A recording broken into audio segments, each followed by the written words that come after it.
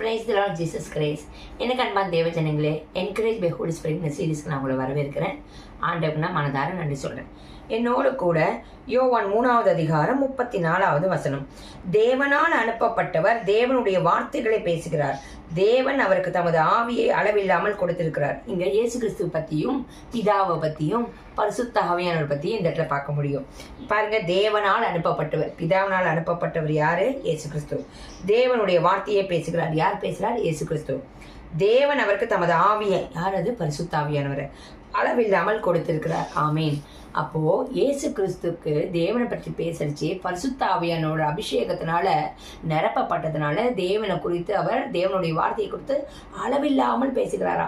அப்போ அப்படிதான் நமக்கும் பரிசுத்த ஆவியானவர் அவ்வளோ அவசியமா இருக்காரு. ஏன்?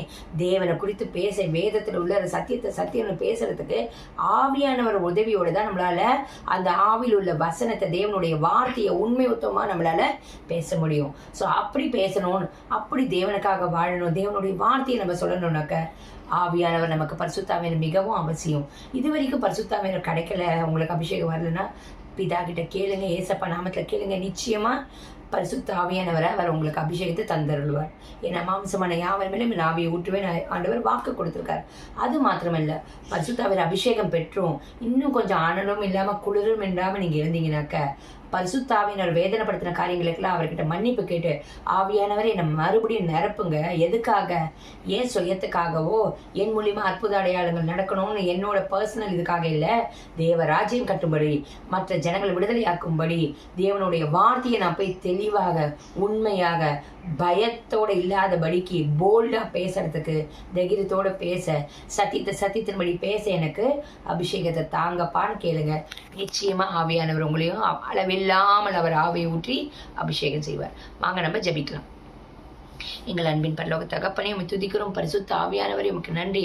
தேவனே, பிதாவே, இயேசு கிறிஸ்து உம்முடைய வார்த்தையை சொல்லும்படி நீர் அனுப்பி பரிசுத்த ஆவியானவர் அளவில்லாமல் அவருக்கு ஊற்றினீரே, உம்முடைய அபிஷேகத்தை நிரப்பினீரே.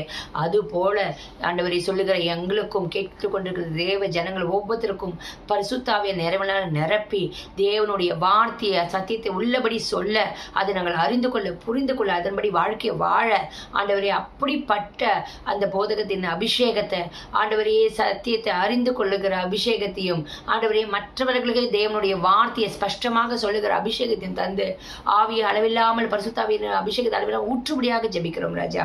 ஒரு விஷயம் ஆவியானவரே, உங்களை நாங்கள் எங்கேயாவது துக்கப்படுத்திருந்தா அந்த குற்றம் குறைகள் பாவங்களை மன்னித்து உங்களுடைய ஆவியை அளவில்லாமல் ஊற்றுபடியாக கேட்கிறோம். இயேசுவின் நாமத்தினால் ஜெபிக்கிறோம் பிதாவே, ஆமீன்.